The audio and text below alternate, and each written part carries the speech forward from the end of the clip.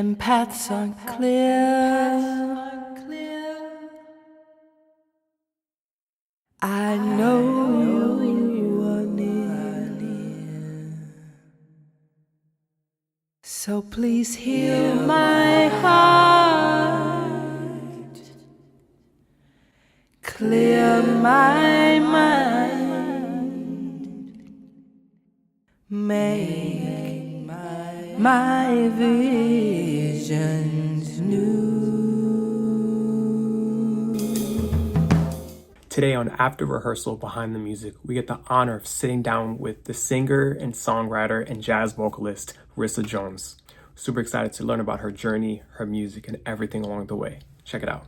I've been looking forward to this interview all week, so I'm super grateful and thankful that you're here.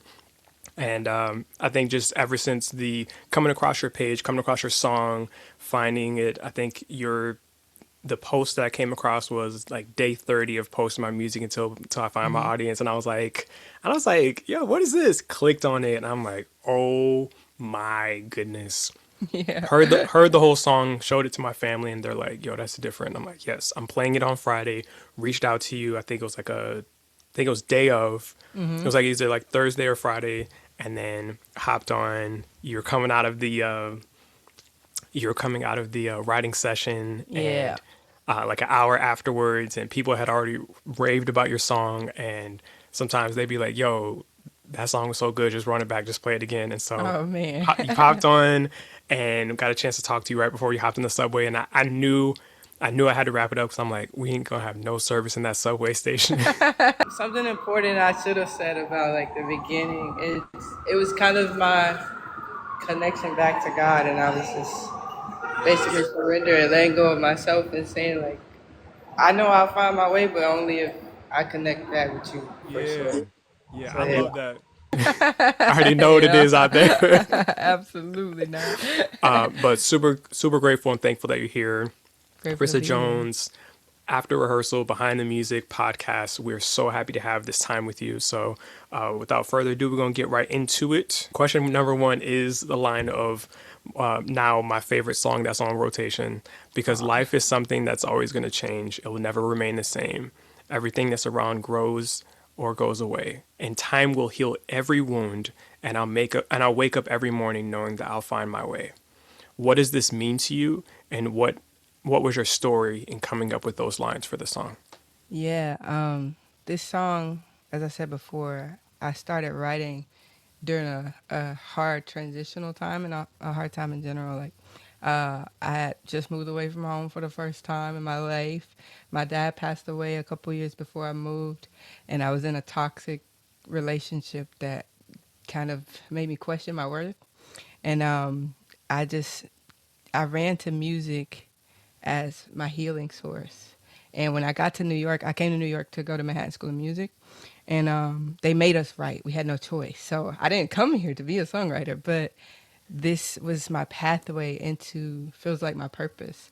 So that line of everything's going to change and everything around us is going to grow or go away was tied into the fact that that was just what was happening in my life, and what I realized was going to be a consistent thing in this inconsistency that we always experience. Yeah.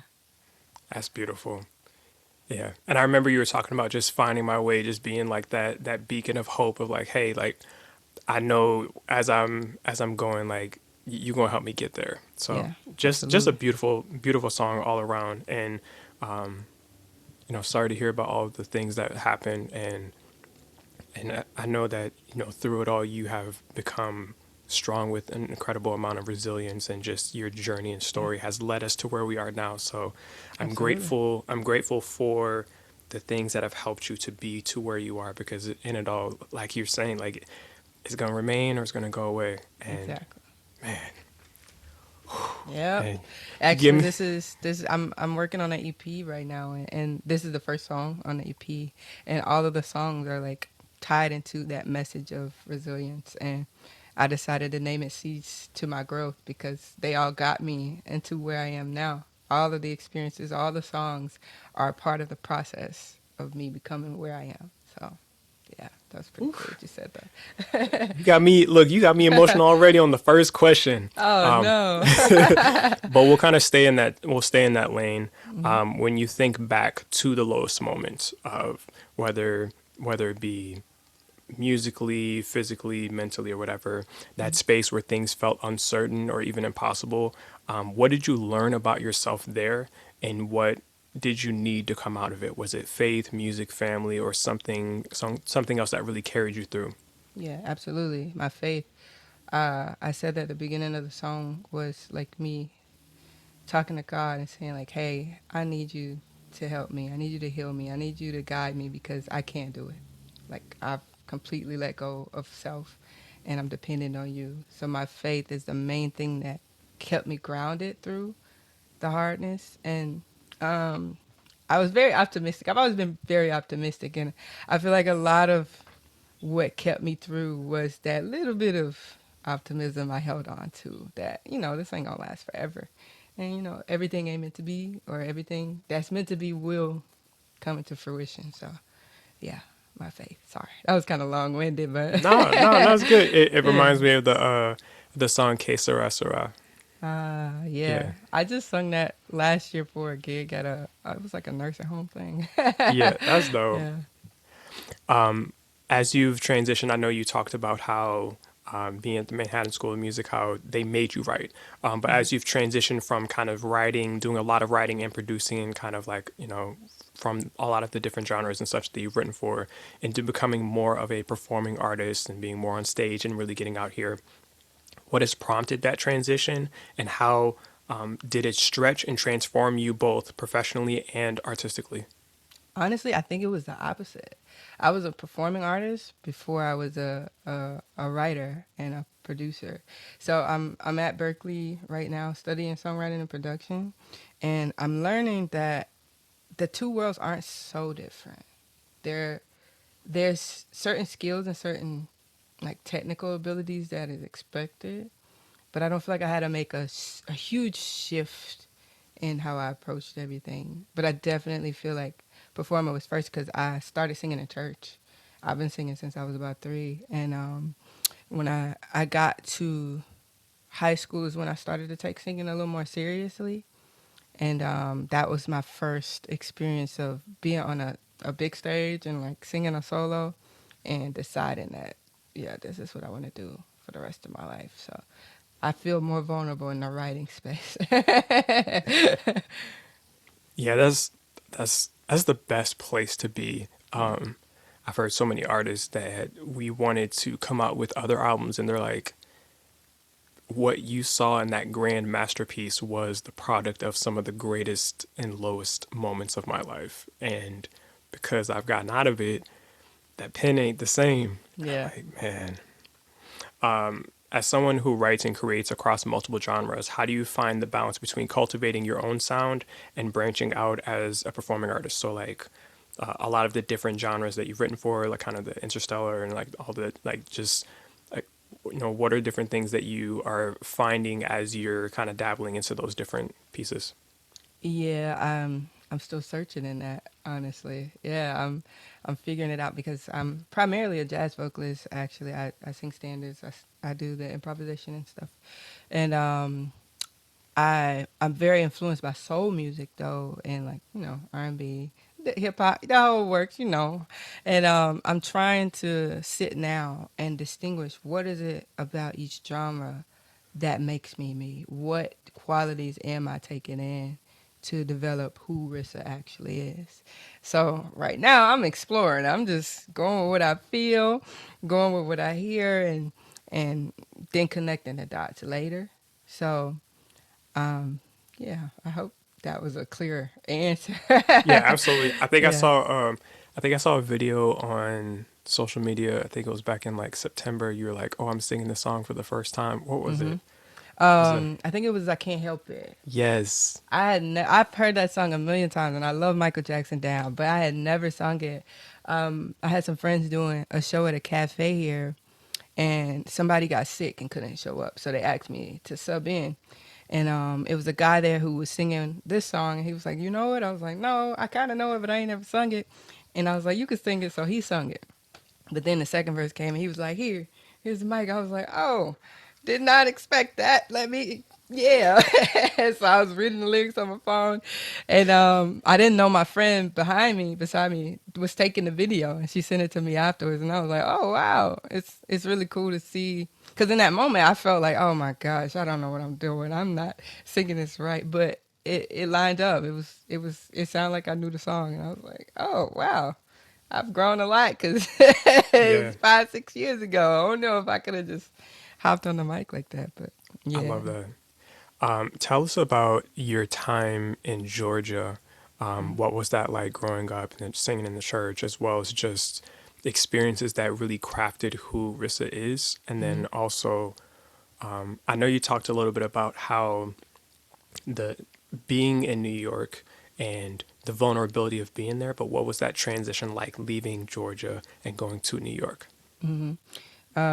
Yeah, I lived in my hometown my whole life, so my earliest memory of like music is being in a Baptist church. My dad was a deacon in a Baptist church, and they sung a lot of like hymns, but they did a lot of congregational singing, and not so much heavy on music like instrumentalists being there. Um, so when I think of myself as a kid, that's the first place I go.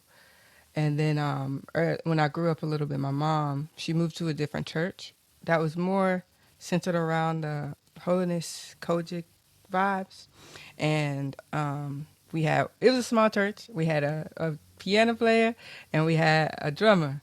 And but the piano player is so gifted, and he could just play whatever. And I feel like we grew together, but the chords he was playing at 12, I had never heard a 12-year-old play before. So I really started to listen because I was very self-conscious of like singing and my voice for a good bit of my life because I have a lower voice. So it was always pointed out, and I was like, is it not supposed to be? So I kind of sheltered myself. But I love music so much. I always sat next to him and I would just listen and watch what he's doing. I didn't know what he was doing because I didn't know the keys, didn't know the notes on the keyboard, none of that. So that's the second thing I can think about as like I'm starting to develop my musicality without knowing. And I did do band and in school for a little bit. I played clarinet for like 2 years. I wanted to play percussion, but he was like, "No, we got too many." So I played clarinet. And my auntie, actually, I skipped something. I had an aunt. She taught me how to harmonize when I was like 3. I remember sitting on her lap, and she would sing "Colors of the Wind" from Pocahontas, and she would get me to sing the melody while she sung the harmony, and then she taught me the harmony part, and I did vice versa. I didn't know what I was doing at that moment, but I think she was my first teacher in terms of music. But yeah, like I said, after that, I went to high school. Um, I I was in choir, and I sung with a jazz band. Now that was where I was like, yo, this is where I want to be. But I didn't know I could go to college for it. I didn't know I could study it. So, and we didn't have like an actual class. We practiced before school, like 6 a.m. And we did that like once a week. And I just thought it was a hobby thing. Yeah. But that was where I fell in love with jazz for the first time. And obviously did the classical because I was in choir. But I was like, I was going to go to college. I don't know what I'm going to do. If I don't do music, I'm probably not going to do anything. So I went and I studied in my hometown classical music. And that's when I found out I could study jazz as a degree. And I tried to leave, but they talked me into staying. And they let me take the jazz classes because it was for the instrumentalists only at Mhm. that school. And they let me take the classes with them. And yeah, I really didn't start developing like technically for real until college. Yeah, that was my first real voice lessons, my first music theory classes, and trying to understand what I'm hearing, what I'm doing, what everybody's been doing around me. It's a really big quartet gospel scene. So I was always in church. My mama used to MC programs, and my daddy used to do the sound. So I would sit there 5, 6 hours every Saturday. you 15, know, 15 services a yeah, week. Yeah. in church 3, 4 times a week. Yeah. I did a dance group randomly for about 7 years, an African dance group. It was fun. But that's like all I could think about in terms of like music before coming to New York. And when I got here, I think the biggest shift was I'm not around anybody I know anymore. I have to actually get to know people, and I've never had to do this before. So I battled with a little bit of social anxiety because I'm not very extroverted. I probably look like it now, but I've grown a lot in like trying to connect with people, talk to people. So that was the hardest challenge, and it's inevitable because they expect you to collab and like talk to people, and jazz is a conversational music, Right. so you have no choice, which I didn't mind. It's just not my strength. So being in the South, I felt like gave me a great foundation to not struggle so much musically, and I just had to connect the dots with life now that I'm in New York. Yeah, Heard that. yeah. Awesome.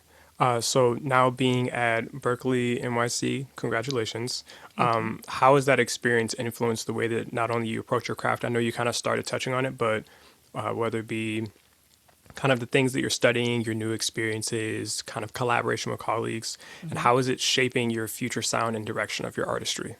Yeah, I definitely think this is the first time I feel confident, which is crazy, but confident in myself musically, like my abilities. I hadn't really seen my growth from this perspective. So knowing what I didn't know coming in, and seeing myself just be so flexible and be able to figure things out so quickly, I think this really just made me more confident in myself as a musician, as a singer, and even calling myself I wouldn't call myself a musician because I'm not gonna get on the stage and like play. I know, but I definitely am a musician, and I approach my music that way.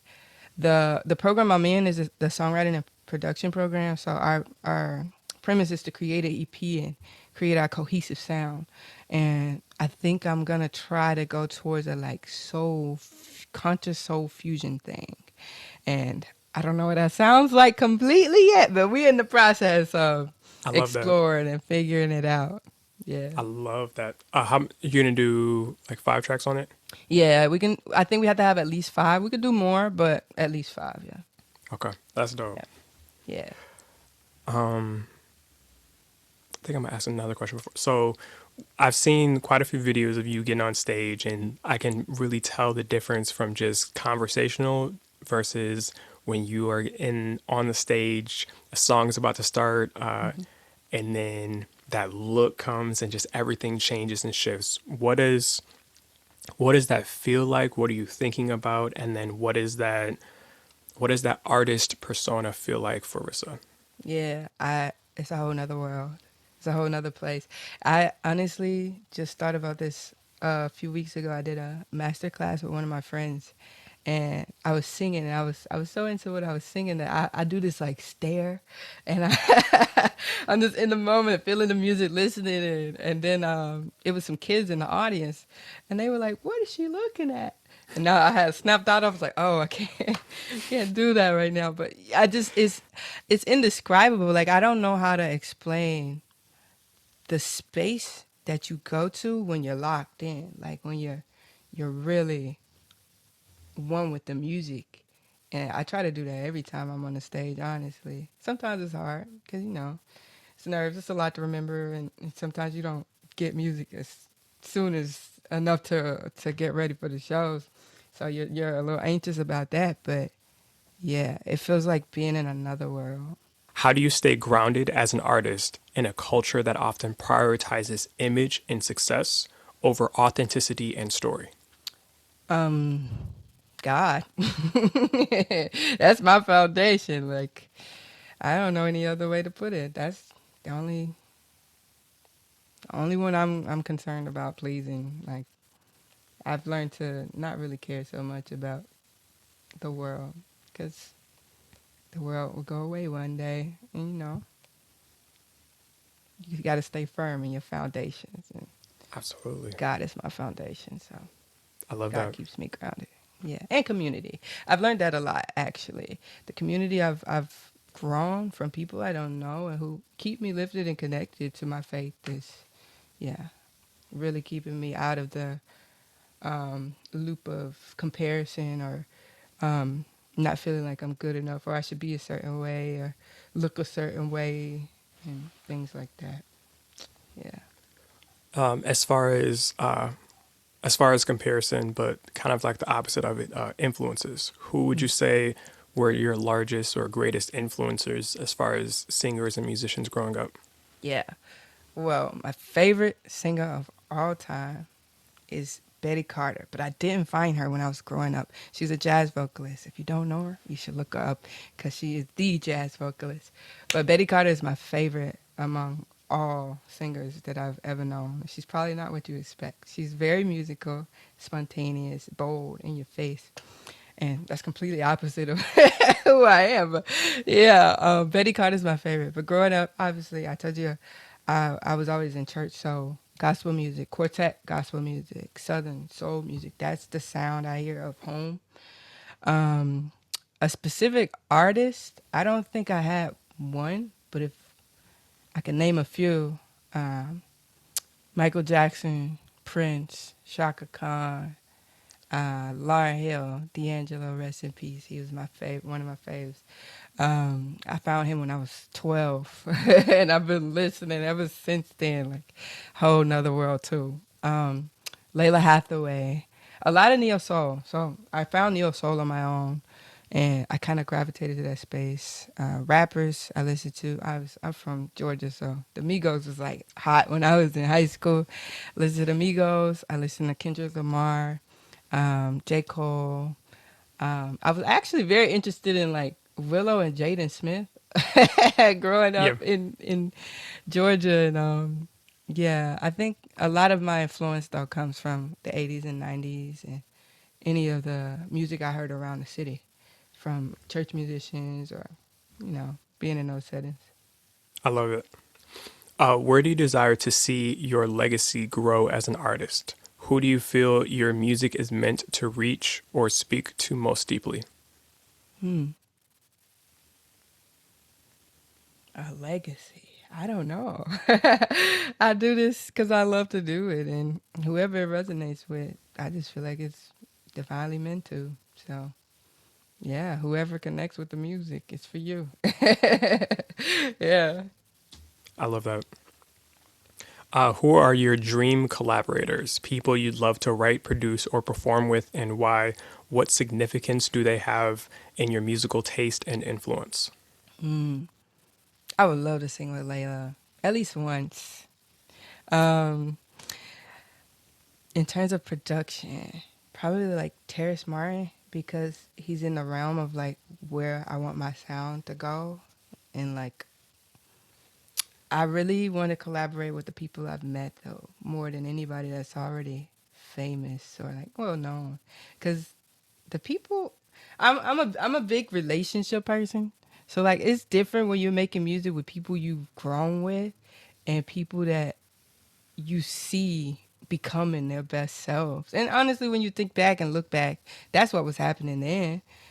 Like D'Angelo and them, they were all working together and coming up at the same time. Like that's that's that's the culture. So yeah, I'm gonna say everybody that I'm working with now is who I pray to continue collaborating with and growing with. Yeah. When you think about everything you've walked through, the highs, the lows, the lessons, what does finding your way look like for you today? Staying true to who I know I am. Even if it defies the odds, staying true to who I know I am. Because I feel like when you do that, you're gonna align anyway. God is gonna lead you to where you're supposed to go. when you follow the path he gives you, you know? And I think the only way that we can do that is to stay true to who we know we are, you know? Yeah. Absolutely love that. Those are all my interview questions. I just want to keep talking. This is cool. This is absolutely cool. For sure. When you get the opportunity, stream this song right here. Tell me a little bit about your EP that you're working on, and just kind of, so outside of Find My Way, what are some other kind of themes? I know you don't want to get everything out the bag yet, but like, what are different themes or songs you're thinking? Any sneak previews or? I don't think I got no previews. Well, maybe I got like the beat to one. I've been working on. I wanted it to be a like old school vibe and like bounce. I don't know. Okay, I'm with it. And but the themes, I'm trying to really figure that out. I have one that's kind of attached to. It was like a 2-part song. I was saying, "Find My Way." It was just me being vulnerable and saying like I accept my imperfections, and they're beautiful. And the name of the song is beautiful. I have another one that I'm calling "Been Through." That's the one I'm about to like show you or try to show you when I figure out how to get it up. And there's no audio on it yet, just the production, the tracks. Cool. Cause I keep making. I need to learn how to make a decision and stick with a decision. The amount of versions of a song, when I would look up, I was literally working on finishing my Christmas album, and there was at least 3 songs where I'm like, oh, this is the song, and I'm like, there's 4 different versions. I need to decide on one of them and just stick with it. But yeah, it'll be Find My Way, beautiful. I have one that I wrote to my family, just saying like, I love you and I'm grateful that you're here on my journey. Then I have this one, which is supposed to be the one that's like, yeah, I went through it and I'm gonna keep going through it, and I'm gonna make it, you know.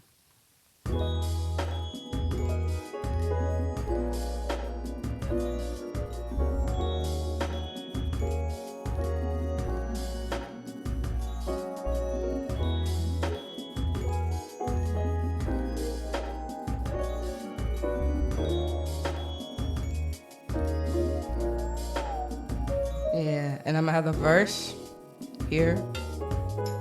I've already written it, but I haven't recorded me singing it yet. Yeah, me and my friend LSA is producing this track together.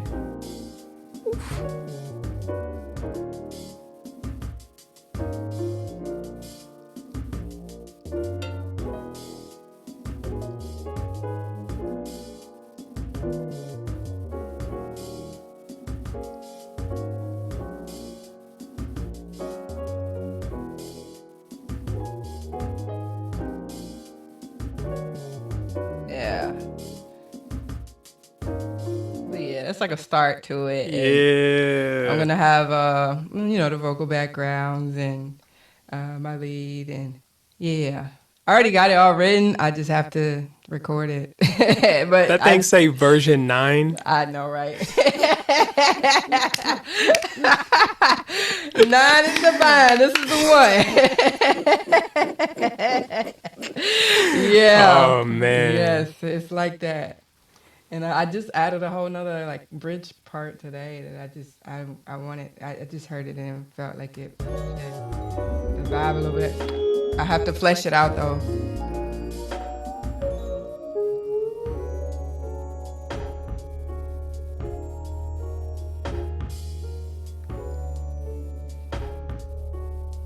Yeah.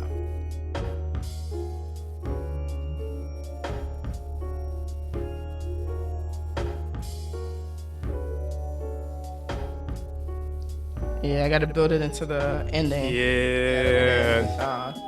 But yeah, I'm finishing that up tomorrow.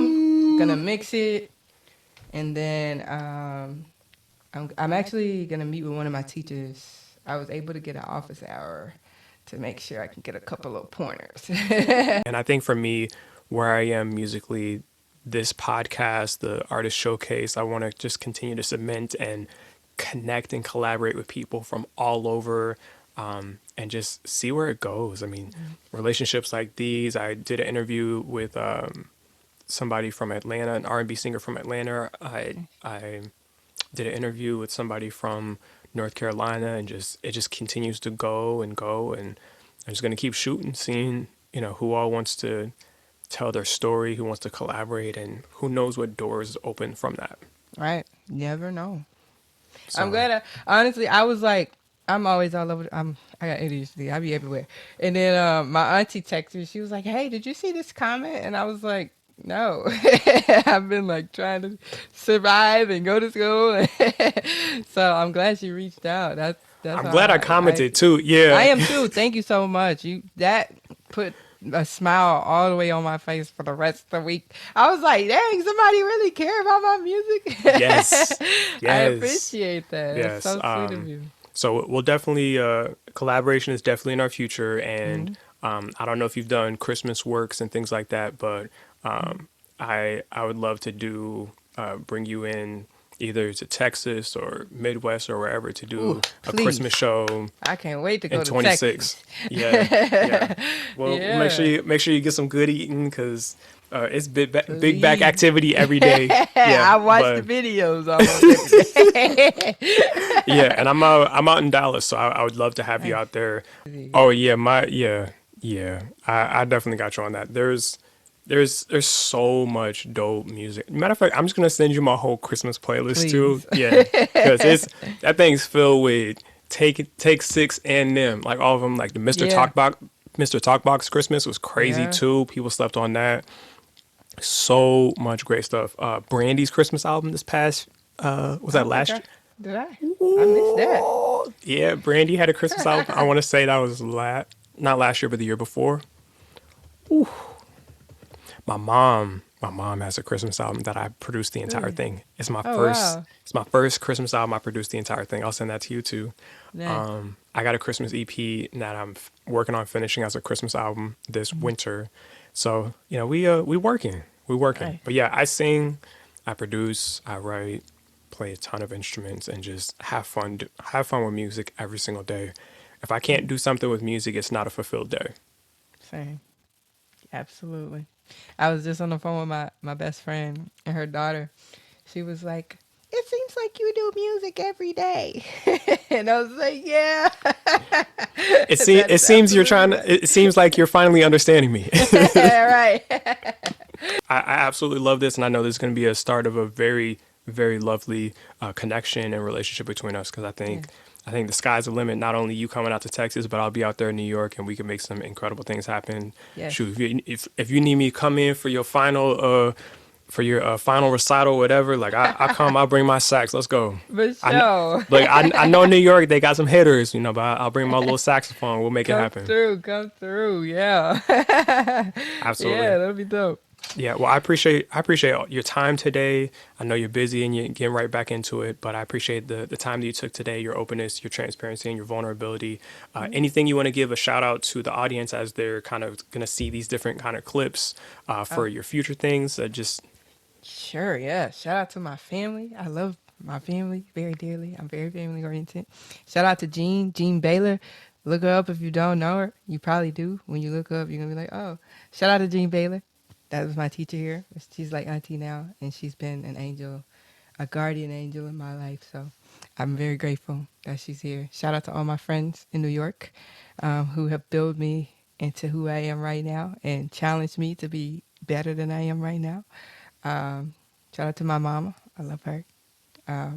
Yeah. Love it. Shout out to you. You're dope. I appreciate you for being so genuine and open to wanting to connect with me and get to know me and my music. That's very special to me. Absolutely. I thank you, and I appreciate that. Like I was saying, I saw your music and I looked at your page. I was like, yeah, we about to be good friends. Like this is about to be crazy. For sure. And I think just the more people that I'm meeting, I'm like, we are making some incredible community. So if we look 5-10 months from now, we about to just take over out here, from your Yep. EP to my albums to anyone else that we come across, and just the work that we're going to be able to work with each other. Like, it's going to be incredible. So I just know that this is the birthing of something incredible. Yep. Well, I well, feel you like got this was divine alignment for sure. absolute divine alignment. You got me. You need anything, you holler at me. I got you. For sure. Same to you. Thank you so All right, much. cool. No Appreciate problem. you. Thank you for having me. Absolutely. Thank you so much for tuning into After Rehearsal Behind the Music, today's episode with Rissa Jones. We encourage you to stream her music, follow her, follow the journey, and her new project coming along. Thank you so much. Like, subscribe, and share. Heal every wound, and you wake up every morning.